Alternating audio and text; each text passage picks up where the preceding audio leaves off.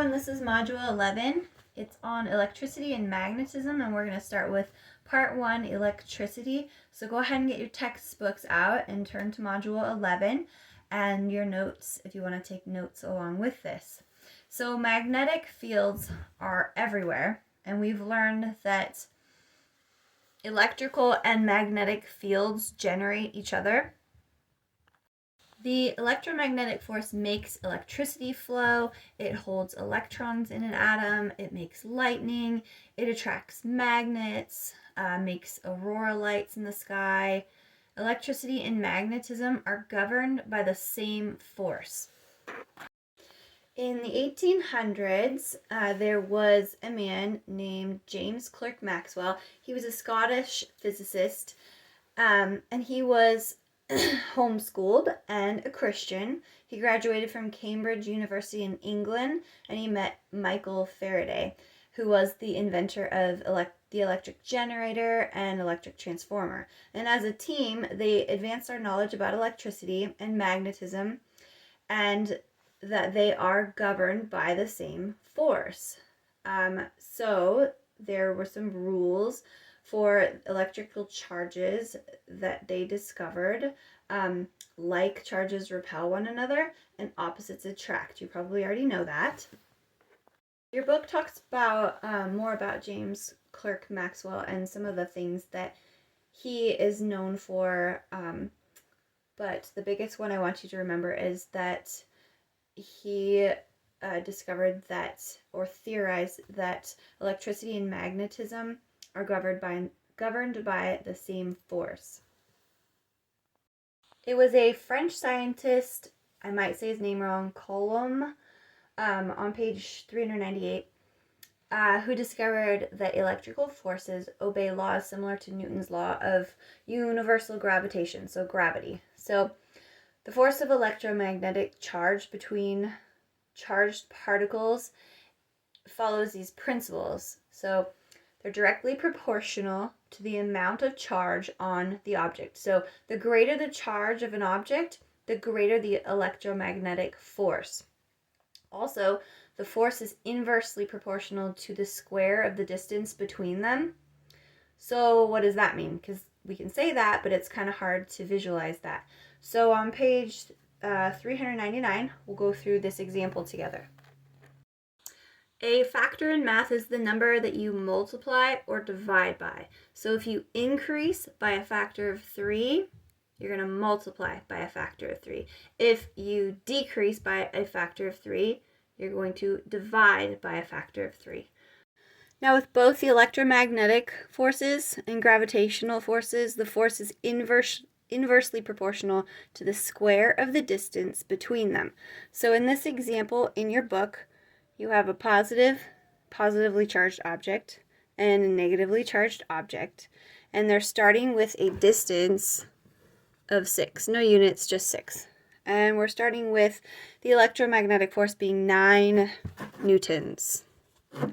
Now we're going to pull these objects away from each other, and we're going to triple the distance. So we're going to increase the distance by a factor of 3 because we're just multiplying the distance by 3. So if we multiply the distance of 3, what's our new distance going to be? Our new distance is going to be 18. So that's 6 times the factor of 3 equals 18. And then what is going to change with our force here? Is it going to increase, decrease, and by how much? When the distance is increased, the force, the electromagnetic force, or the gravitational force, decreases, and it's not going to decrease by a factor of 3. It's going to decrease by a factor of 3 squared, which is 9. And so we had 9 before, so if we have 9 divided by 3 squared, that's 9, right?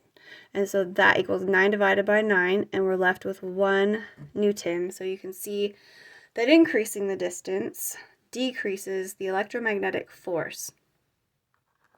Let's try another one. This is now reset, and our distance is back to 6, and our electromagnetic force is back to 9 newtons.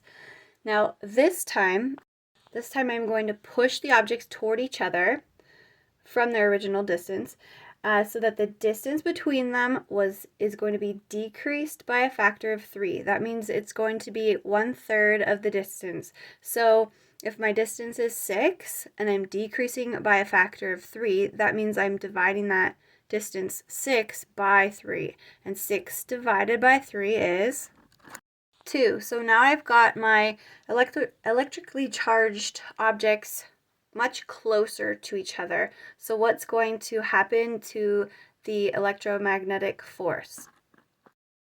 My distance decreased, so my electromagnetic force is going to increase. My distance decreased by a factor of 3, so my electromagnetic force is going to increase not by a factor of 3, but by a factor of 3 squared, the distance squared. So I'm going to do 9 newtons, and we're going to increase the distance, so we're going to multiply by 3 squared. And so that is 9 times 9 is 81 newtons. So this is what inversely proportional means. When the distance between two objects increase by a factor, the electromagnetic force decreases by the square of that factor. One way to get maybe less confused about this is to call the distance not just a distance, but a separation distance. So for example, let's say if the separation distance were doubled between the objects, that means increased by a factor of 2, the electromagnetic force is decreased by a factor of what? So it would be decreased by a factor of 4 because that's 2 squared. And if the separation distance is tripled, increased by a factor of 3, then the electromagnetic force is decreased by a factor of what? 9. That's 3 squared. So you can see that the square effect makes distance really significant, almost like double significance in its impact upon the electromagnetic force. And think about a balloon, charge it in your hair, and then you can have little particles of dust or something on the table, and you can, when you get it really close, you have enough force to lift those up, and then they'll stick to the balloon. But as soon as you take the balloon like a couple inches away, you lose the intensity of that force. So that just goes to show how important that square effect of the distance means to electromagnetic force. We now know that light comes in photons, so packets, particles of energy. A package of energy behaves also like a particle. But what are exchange photons? These are really hard to describe unless you have a higher level of math, a higher level of physics, but I'm going to try to do an analogy to describe it for you. I have these two guys on skateboards so that they roll. Okay, one of them is going to pass a ball to the other. And what happens to their movement? They move away from each other. This is an example of opposite like charges repelling each other. The ball is passed and they move away from each other. Now in this example, they're going to pass a boomerang. So the boomerang is going to go around this way, and then he's going to catch it on this side. And so what that does is it causes their movement to go towards each other. So this is an example of opposites attracting. And that's sort of what the photon exchange can be thought about. If you think of that as you're reading through this, it can kind of help you figure out what they're talking about. The exchange photons can generate an attractive force and lead to also repulsive forces. It's rare for us to see photons being exchanged by charged particles simply because we can only see visible light on the electromagnetic spectrum, which is a really small part of the electromagnetic spectrum. So your book talks about a combustion reaction. In a combustion reaction, energy is released, which excites electrons to a higher energy level. And then as the electrons fall back to their normal lower energy level, a photon is released from each of the atoms that this is happening in. So during a combustion reaction, this process is happening over and over and over.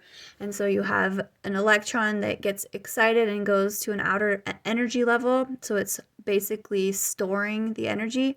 And then when it drops back down to its regular energy level, a little photon packet of energy or light is released, and that's what causes the light in this combustion reaction. And I know we're not talking about light anymore, but different atoms absorb or release different amounts of energy as this is occurring, which is why we see different colors of light when different things burn, like fireworks. So remember, the higher energy, the higher frequency, so you would see blue light if something's burning that has higher energy that's stored and then released when this is occurring, or lower would be red light. So with an incandescent light bulb, an electrical current is running through the circuit in a light bulb. So it goes through here. This is a filament. It's usually made of tungsten. And it's heating the filament in the bulb because of resistance, which you'll learn about a few more pages later. Photons are ejected and then they hit your eyes as visible light. It's not so much that the electricity is heating the tungsten filament, but it has more to do with the incoming electricity becoming excited, and so crowded that the tightly locked atoms of tungsten end up shedding photons. If you get stuck on that, there's plenty of good YouTube videos, and I can try to find one too.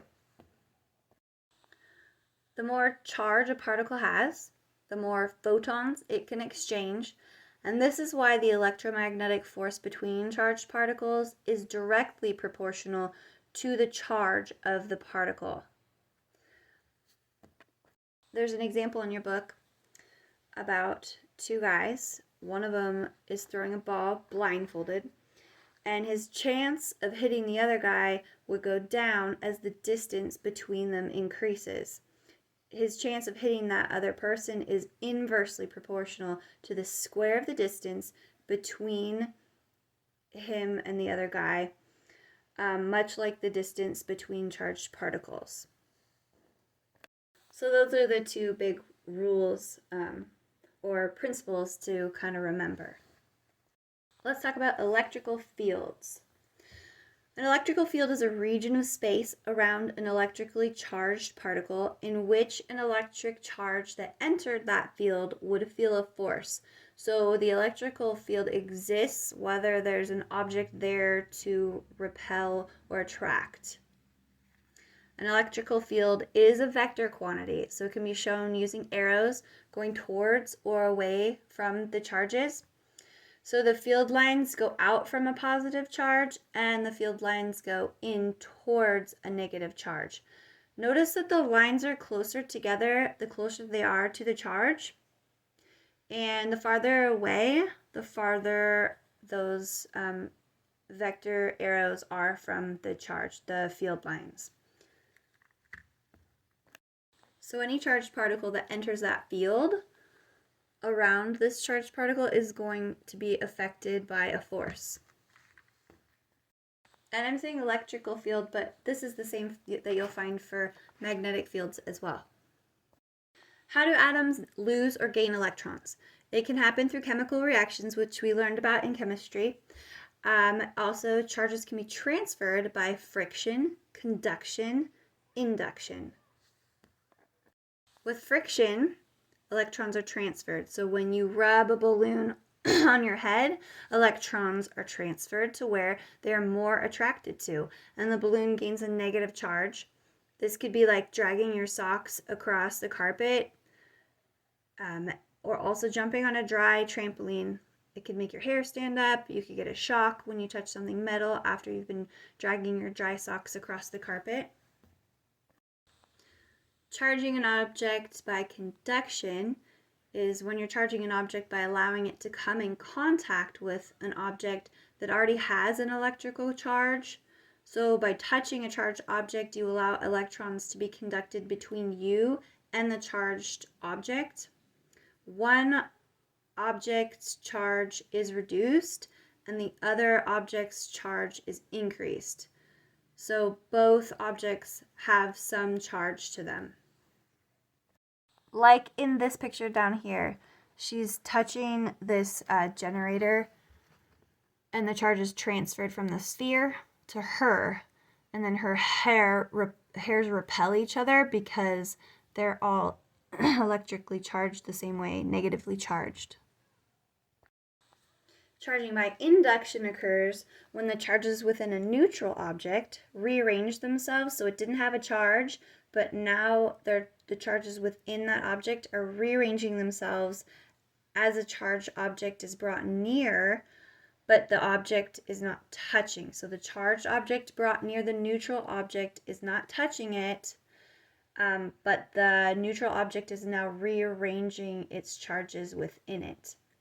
So each of these objects has opposite charge, whereas in conduction, both of them had the same charge. And in conduction, they're touching. Induction, they're not touching. And there's your picture of charging by induction. The person's not actually touching the doorknob. They're charged by rubbing their socks across the carpet or whatever, and then they come near the neutral object, which is the doorknob. And then the charges within the doorknob are rearranging themselves. The like charges repel, so the negative charges kind of go towards the back, and the positive charges come towards the front. With a static charge, as a negatively charged object comes close enough to a differently charged object, the air between them becomes charged, and then this provides a pathway for the electrons to flow. So in the dark, you would see a little spark. You'd get a little shock if you touched a metal object after you acquired your own charge by like rubbing your socks on the carpet or whatever. Or like if you are sliding in the winter, this happens to me. I'm sliding across the seat in the car to get in and out, and then I touch the metal car. I might receive a little shock. And I think it's called a static discharge is what's actually happening. Static discharge, but static because it's not flowing until those two different objects come in contact with each other. And also this usually only happens if it's dry, because if it's humid, the water in the air, it gets involved and it doesn't happen as much. We will do the electroscopes in class. That is the plan. So we'll move on to electrical circuits. To get electrical charges moving, you need the electromagnetic force to do that. So an example of that is the battery. One side contains chemicals that want to lose electrons, and the other side has chemicals that want to gain electrons. One side is a source of electrons. Which side is the source of electrons? The negative or the positive? So it's the negative. Remember, electrons have a negative charge. When hooked up with metal, electrons flow from the negative side to the positive side through the metal. So it would flow in this direction. And this is chemical energy being converted to electrical energy. Most batteries are rated by their voltage, like a 9-volt battery. Voltage is just how hard the battery pushes the electrons through an electrical circuit. The more voltage you have, the more energy you have, and the more work can be done. The electrical current of a battery or a circuit is the stream of the electrical charge. It's the amount of charge traveling past a point in the electrical circuit per second, and it's measured in amperes or amps. To know what an electrical circuit can do, you need to know the volts and the amps. The volts are the strength of the push, and the amps are the amount of current that's flowing. Only one of these needs to be high for the whole system to have a lot of energy. We can touch a 9-volt battery, but when a car has a 12-volt battery, which doesn't seem like much of an increase, right? But it can actually injure you. The voltage may not be much higher, but the amount of flowing current is several hundred amps. So about 1,000,000 times more current than a 9-volt battery. The opposite can be dangerous too if you have high energy. So high energy is dangerous. A high voltage means the energy per electron is really large. So just a few flowing electrons can have a lot of energy.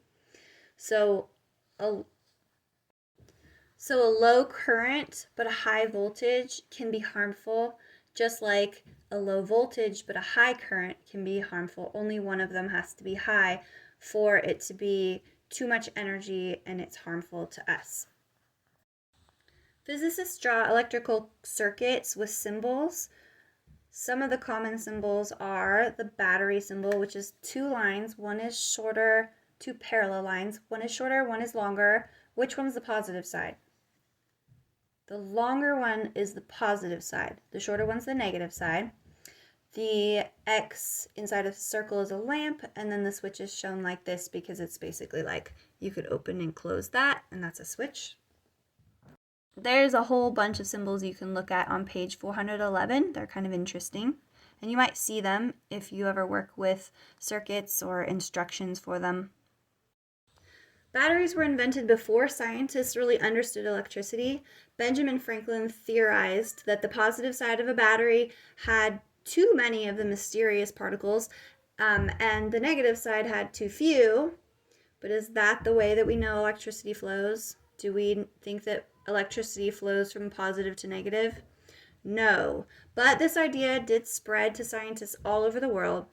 Over time, though, it was discovered that electricity actually flows from the negative side of a battery to the positive side.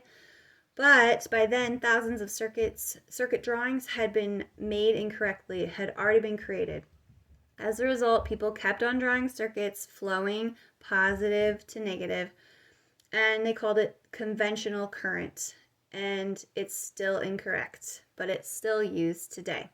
So this is just something to keep in mind when you look at circuit drawings, because we just know that the circuits flow from negative to positive now, but you'll see it in the drawings the opposite way, which is it's incorrect. So just know that when you're looking at circuit drawings.